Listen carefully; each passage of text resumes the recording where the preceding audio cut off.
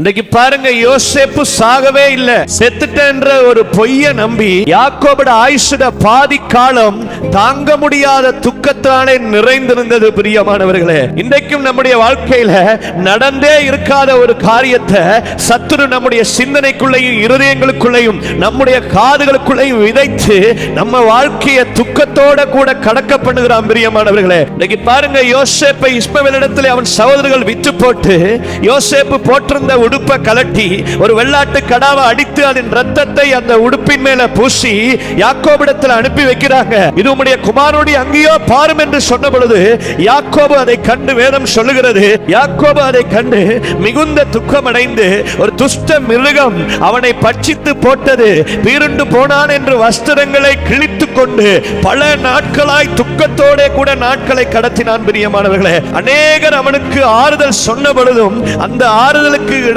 கொடுக்காமல் அவனுக்காக அநேக நாட்கள் துக்கத்தோடே தன் நாட்களை கடத்தி கொண்டிருந்தான். பிரியமானவர்களே, பாருங்க, நடக்காத ஒரு காரியத்தை ஒரு பொய்யை நம்பியே துக்கத்தோட கூட வாழ்க்கையை கடத்த வேண்டிய ஒரு நிலை யாக்கோபுக்கு உண்டானது.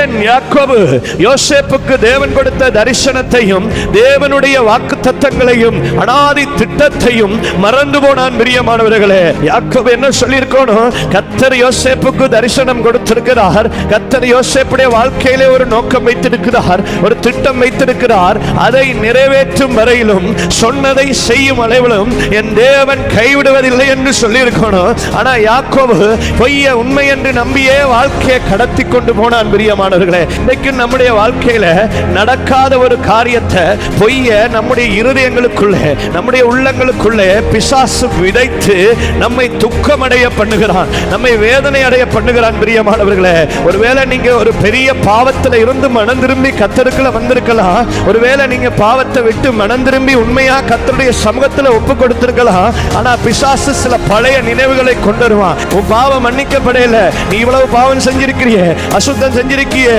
இது உன்னை தொடரும், உன் சந்ததியை தொடரும், உன் சாபமாய் முடியும் என்றெல்லாம் நம்ம இருதயங்களுக்குள்ளையும் நம்ம சிந்தனைக்குள்ளையும் நம்ம காதுக்களையும் பிசாசு இப்படியான வார்த்தைகளை விதைத்துக் கொண்டு, இப்படியான மறையான வார்த்தைகளை விதைத்துக் கொண்டு நம்மை துக்கமடைய பண்ணுகிறான். பிரியமானவர்களே, ஒரு பெரிய ஊழியக்காரன் ஒரு நாள் ஒரு இடத்துல இருந்து தன் வாழ்க்கையில கர்த்தர் எப்பேற்பட்ட பாவங்களில் இருந்து என்னை ரட்சித்தார், என்னை மீட்டுக் கொண்டார் என்று சொல்லி ஒரு லிஸ்டாக அதை எழுத ஆயத்தப்பட்டாராம். எழுதி கொண்டு இருக்கிற பொழுது பிசாசு வந்து சொன்னானாம், இவ்வளவு பெரிய பாவம் செஞ்சிருக்கிறியே, இவ்வளவு அநியாயம் செஞ்சிருக்க, அசுத்தங்கள் பண்ணியிருக்கியே, உன் பாவம் மன்னிக்கப்பட்டிருக்குமா, நீ கர்த்தருக்காய் எப்படி ஊழியம் செய்ய முடியும் என்று சொல்லி ஒரு சத்தம் அவரிடத்தில் கேட்டதாம். இந்த நாட்கள்ல எழுதுறதுக்கு சரியான வசதி வாய்ப்புகள் இருக்கேல்ல, இங்க பயன்படுத்தி தான் எழுதுவார்கள். இவர் எழுதி கொண்டு இருக்கிற பொழுது அப்பேற்பட்ட ஒரு சத்தத்தை கேட்ட பொழுது உடனே அவர் எழுதி கொண்டிருக்கிற அந்த இங்க் போத்தலை அவர் எழுதின அந்த பாவத்தினுடைய லிஸ்டின் மேலே ஊத்தி சொன்னாராம், பாவி என்பது உண்மைதான், நான் செய்தது எல்லாம் அருவருப்பு தான், இந்த மை எப்படி இந்த எழுத்தின் மேலே ஊற்றப்பட்டதோ அப்படியே கல்வாரி சிலுவையிலே இயேசு சிந்தின இரத்தம் என் சகல பாவங்களை நீக்கி என்னை சுத்திகரித்திருக்கிறது, இப்பொழுது நான் அவருடைய இரத்தத்தினாலே கழுவப்பட்ட நீதிமான் என்று.